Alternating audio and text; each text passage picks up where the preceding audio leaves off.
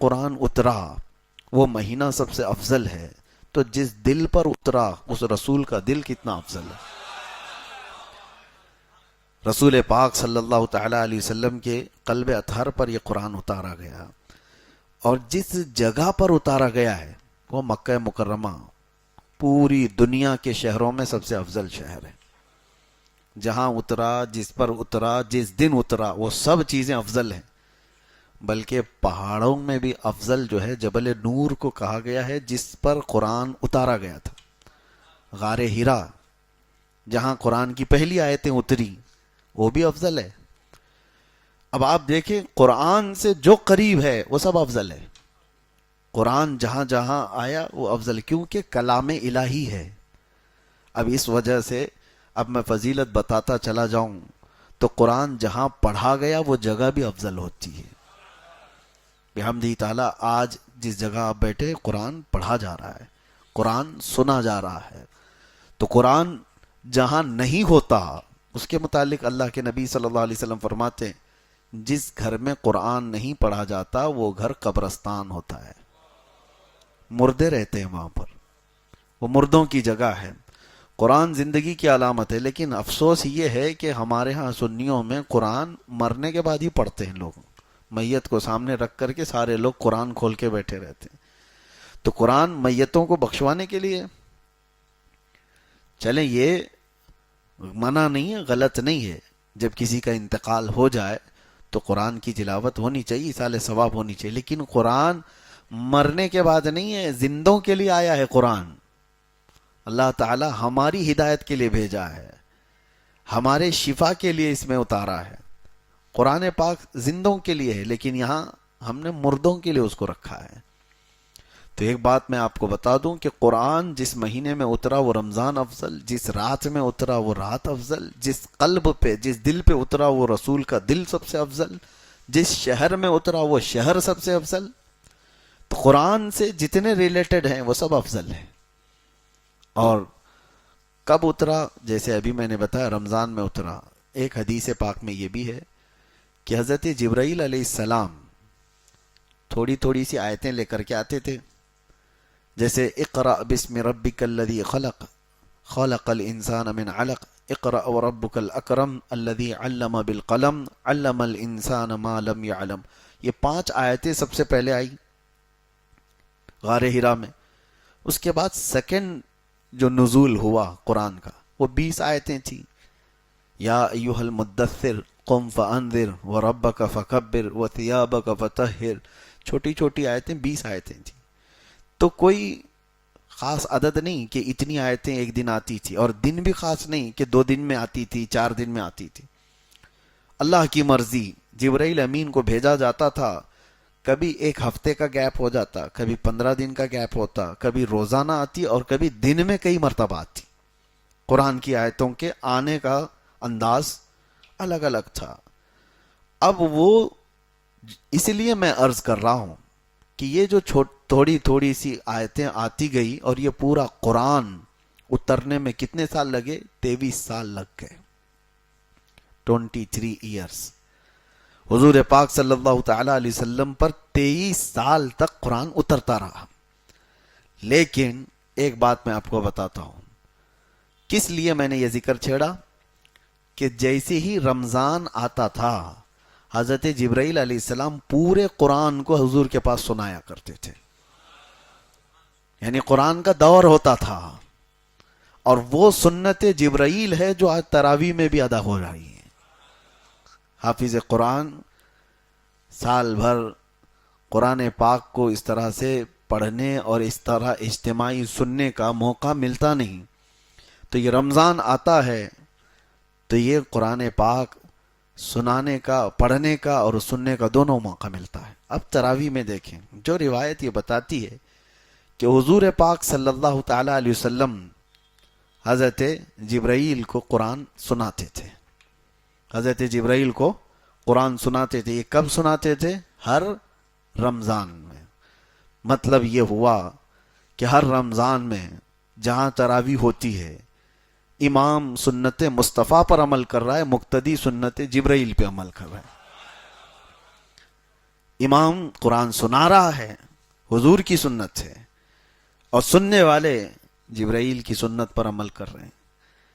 اور اسی طرح سننا بھی چاہیے، سونا نہیں چاہیے.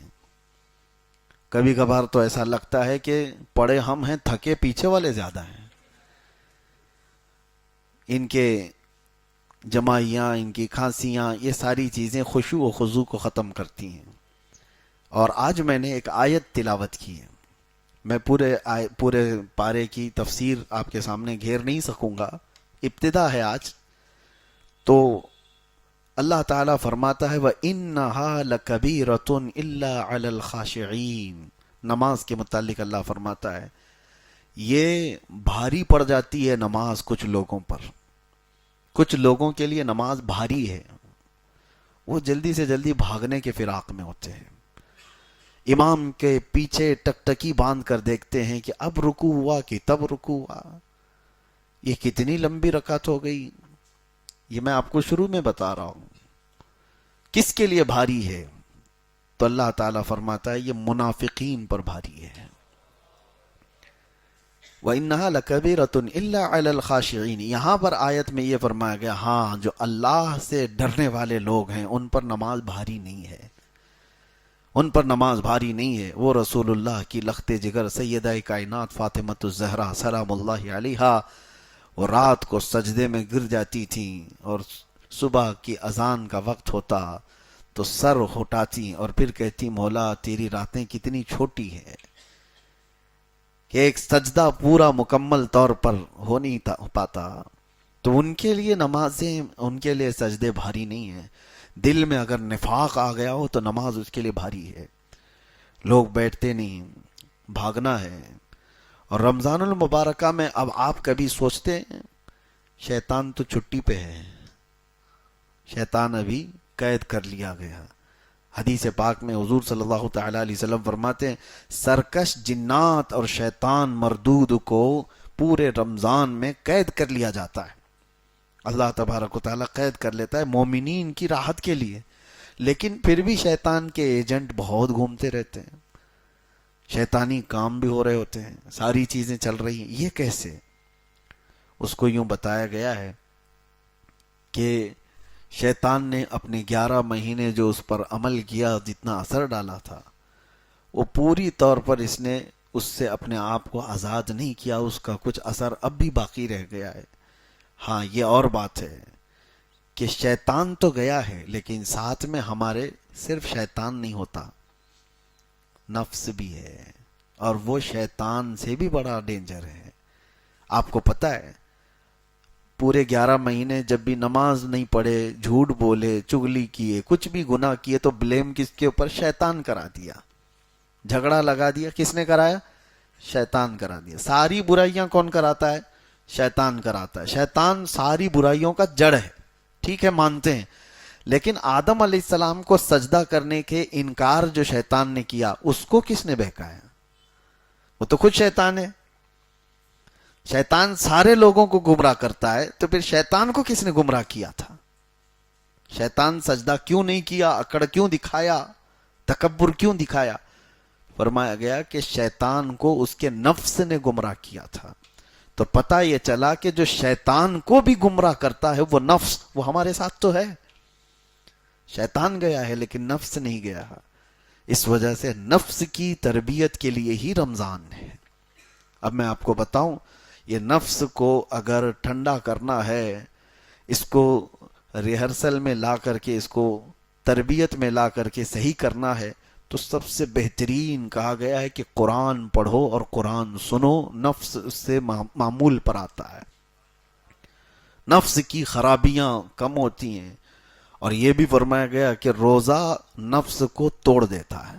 ایک صحابی حضور صلی اللہ تعالی وسلم کے پاس آئے، جوان، کہا کہ شادی کرنا ہے لیکن استطاعت نہیں ہے، کیا کروں، گناہ ہونے کے اندیشے ہیں. حضور نے فرمایا روزہ رکھو. کیا کرو؟ روزہ رکھو. حضور پاک صلی اللہ تعالی علیہ وسلم نے کس لیے فرمایا؟ کہ روزہ نفسانی خواہشات کو مار دیتا ہے، نفسانی خواہشات کو کم کر دیتا ہے، ختم کرتا ہے. جتنے بھی اولیاء کاملین کو آپ سنیں گے، ان کی تربیت جو ہے روزے سے ہوتی تھی، روزے سے ہوتی تھی۔ اب یہ رمضان آیا ہی ہمارے پاس ہمارے نفس کی اصلاح کے لیے، اگر اس میں بھی ہم نہیں کر سکے تو پھر کبھی نہیں کر پائیں گے۔ تو بہرحال آج کی یہ ابتدائی ہماری گفتگو تھی آپ کے سامنے، اور انشاءاللہ العزیز چلتی رہے گی، زندگی باقی رہے تو رمضان المبارکہ اور قرآن کا جو سنگم ہے، جو تعلق ہے، وہ کیوں میں نے بتایا کہ صرف تقریر کرنے کے لیے نہیں، صرف تراویح کے لیے نہیں، آپ ہاتھوں میں قرآن اٹھاؤ۔ مہینوں ہو گئے اس قرآن کو اٹھائے ہوئے، اور کتنے تو ایسے ہیں پڑھ بھی نہیں پاتے ہیں، اور کتنے تو ایسے ہیں دیکھ بھی نہیں پاتے ہیں۔ یہ اللہ کا وہ مقدس کلام آج کائنات میں، آپ کو ایک بہت چیلنج کی بات بتا رہا ہوں، پوری روئے زمین پر حضور صلی اللہ تعالی علیہ وسلم کی نشانیوں میں کوئی ایسی مضبوط نشانی جس کو کوئی بدل نہیں سکا، معجزہ حضور کا کوئی باقی ہے تو قرآن باقی ہے۔ حضور نے چاند کے ٹکڑے کیے تھے کہ نہیں؟ آپ کا ماننا ہے یہ حضور کا معجزہ ہے۔ حضور نے ڈوبے ہوئے سورج کو پلٹا دیا، یہ حضور کا معجزہ ہے۔ نبی پاک صلی اللہ علیہ وسلم نے انگلیوں سے پانی جاری کر دیے، حضور کا معجزہ ہے۔ حضور کے سامنے پتھر بول پڑے، یہ حضور کا۔ لیکن یہ سب معجزے دیکھے آپ نے؟ چاند کا ٹکڑے ہونا، سورج کا پلٹ آنا، انگلیوں سے چشمے جاری ہونا دیکھا تو نہیں، حدیثوں میں پڑھا ہے اور علماء سے آپ نے سنا ہے۔ لیکن حضور پر جو قرآن اترا تھا وہ دیکھ بھی رہے ہو، سن بھی رہے ہو، پڑھ بھی رہے ہو۔ یہ ایک نشانی ایسی ہے جو ہر گھر میں اور ہر ایک کے پاس موجود ہے۔ اس سے محبت کرو۔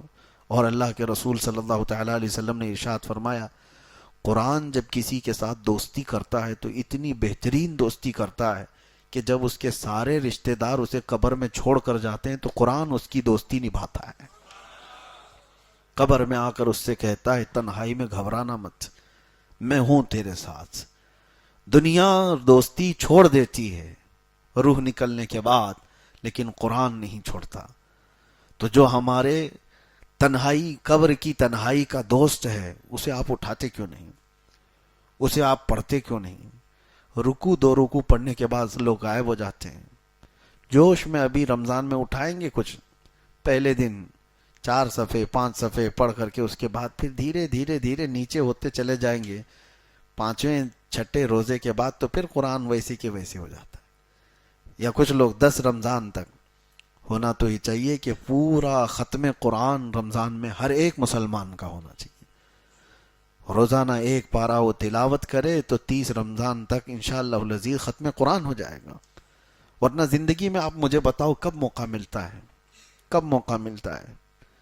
ہمارے اولیاء کاملین جن کی آپ اقتدا کرتے ہیں، امام اعظم ابو حنیفہ رضی اللہ تعالیٰ عنہ جس قبر میں آج آرام کر رہے ہیں بغداد میں، اس علاقے میں جہاں آپ دفن ہیں، فرمایا گیا 4000 ختم قرآن انہوں نے کیے۔ 4000 ختم قرآن جہاں ان کی قبر ہے۔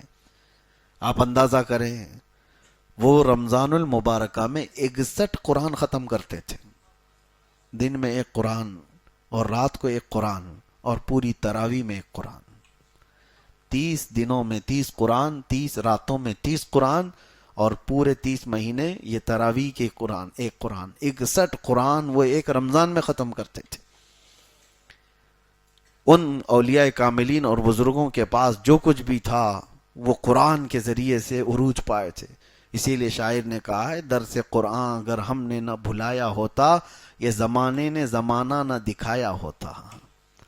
ہاں، وہ زمانے میں معزز تھے مسلمان ہو کر، آج ہم خار ہوئے ہیں تو تاریک قرآن ہو کر، یعنی قرآن کو چھوڑ کر کے۔ قرآن کو اٹھاؤ۔ اب سمجھنے والے، تفسیر پڑھنے والے بہت کم رہ گئے، ترجمہ جاننے والے کم رہ گئے، پھر تلاوت کرنے والے کتنے کم ہو گئے۔ میرے عزیزو، وہ تفسیر اور ترجمے والے تو بہت دور چلے گئے، کم از کم قرآن اٹھانے والے تو آ جائیں ہمارے پاس۔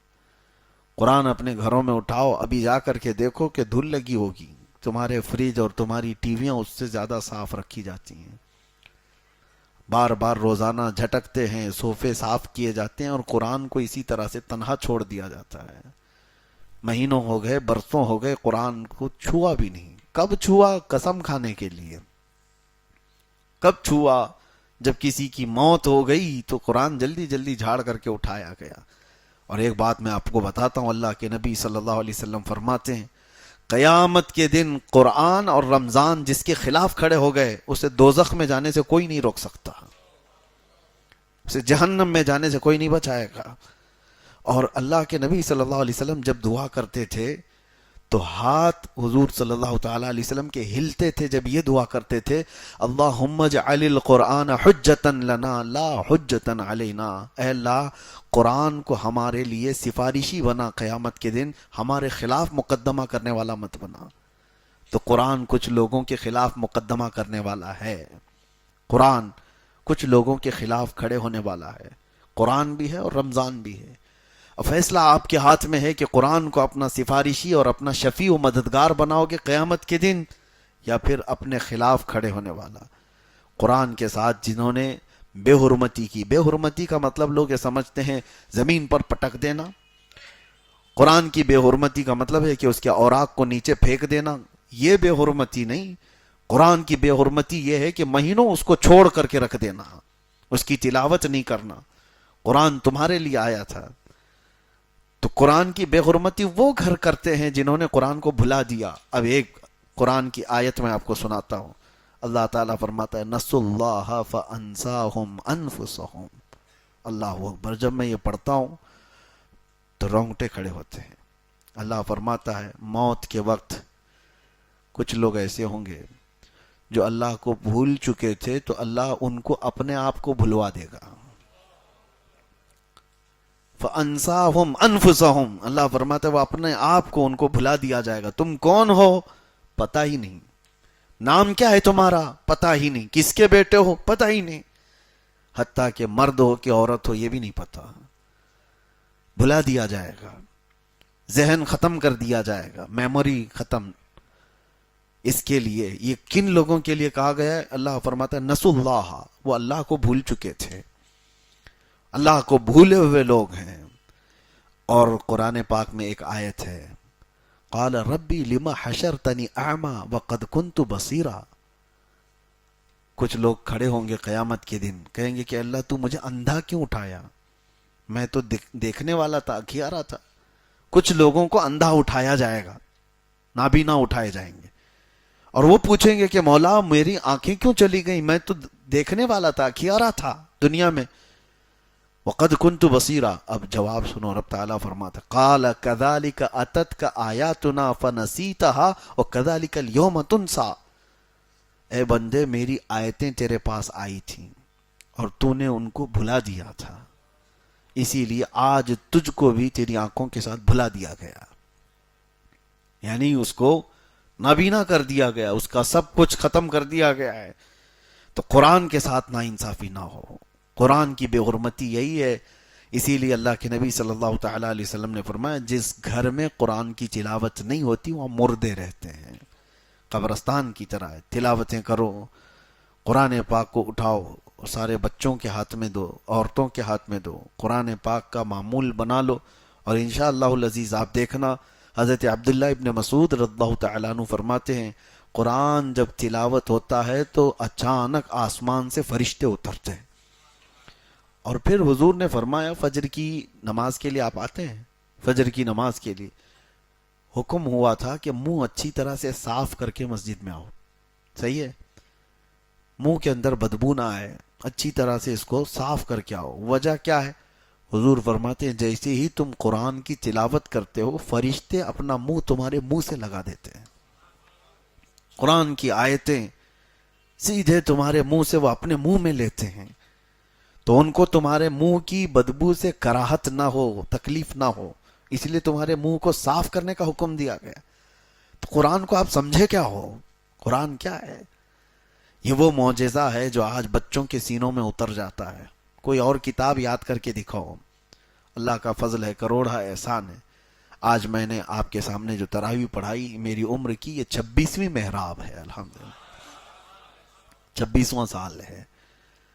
25واں سال میں نے سلور جبلی جیل میں منا لیا. نہیں، یہ 27واں سال ہے. پچھلے سال 26 تھا.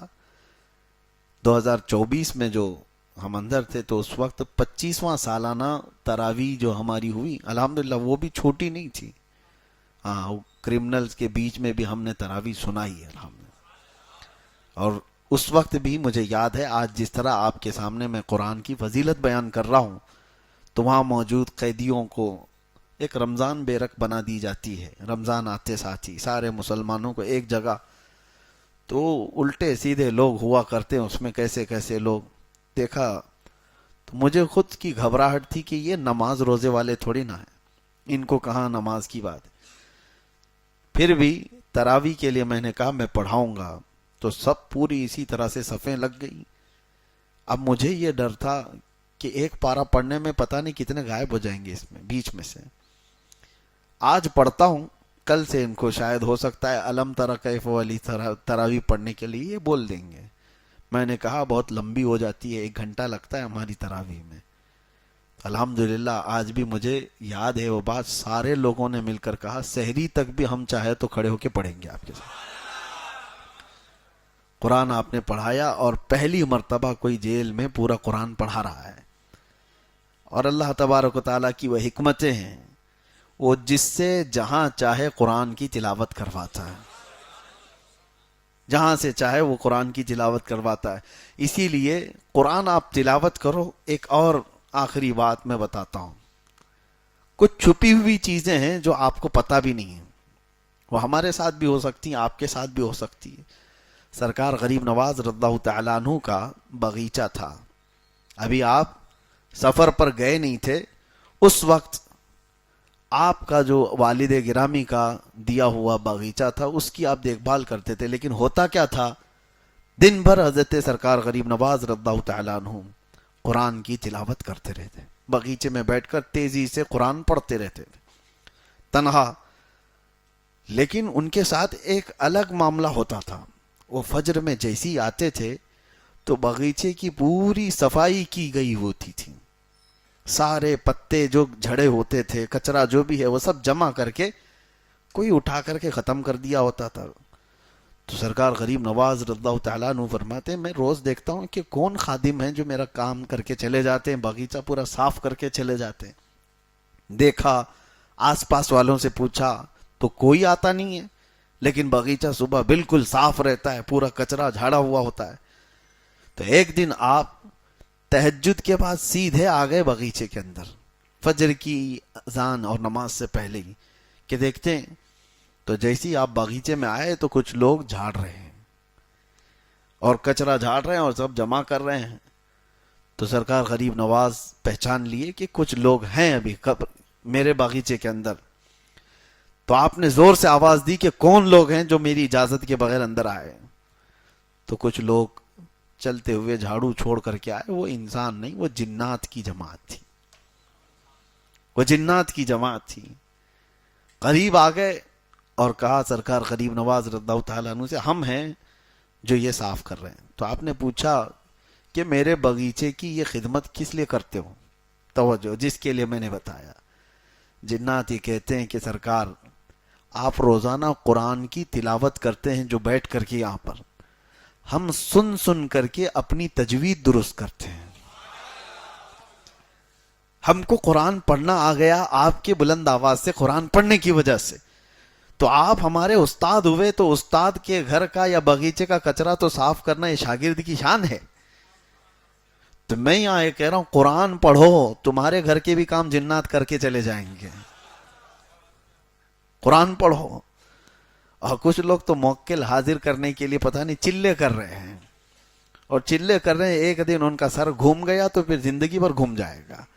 کوئی جن اٹھا کے پٹک کے چلا گیا. آپ یہ مت سمجھو کہ جنات ہمارے سے زیادہ طاقتور ہیں. کچھ لوگوں کے دماغ میں یہ بات چلتی رہتی ہے جنات حاصل کرنا ہے, اور کسی بابا نے کہہ دیا کہ میرے پاس 70 موکل ہیں تو اس کے پاس بھیڑ لگ گئی. موکل کا مطلب وہی جنات حاضر ہے. تو لوگوں کو ایسا لگتا ہے کہ یہ کبھی بھی حکم دے دے گا تو جنات جائیں گے, پورا ایکسس بینک اٹھا کر کے لے کے آ جائیں گے. ہاں, کوئی بینک کو پورا تالا توڑ کے لے کے آ جائیں گے. اگر ایسی ہی ہوتا تو کوئی بینک ہی موجود نہیں ہوتی. سارے بابا لوگ جنات کو حکم دے کر سب تجوریاں اٹھا رہے ہوتے ہیں. بلکہ حقیقی بات یہ ہے کہ جنات انسانوں سے زیادہ طاقتور نہیں ہیں. اگر وہ طاقتور ہوتے تو اللہ تمہیں اشرف المخلوقات کیوں کہتا؟ اللہ تبارک و تعالیٰ نے انسانوں کو اشرف المخلوقات بنایا، اور وجہ یہ بھی ہے کہ اللہ تعالیٰ تمہارے سر پر تاج کرامت رکھا ہے، تو جنات سے افضل ہیں۔ لیکن بیچ میں نے بات اس لیے کی کہ آپ قرآن پڑھو گے تو جنات جیسی مخلوق بھی انسانوں کا ادب کرتی ہے۔ اللہ تبارک و تعالیٰ کہنے سننے سے زیادہ عمل کی توفیق عطا فرمائے۔ قرآن پاک جتنا ہم نے پڑھا ہے اس پر بھی عمل کی توفیق عطا فرمائے اور اسے سمجھنے کی توفیق عطا فرمائے۔ رب تبارک و تعالیٰ قرآن کے لیے ہمارے سینوں کو کشادہ فرمائے۔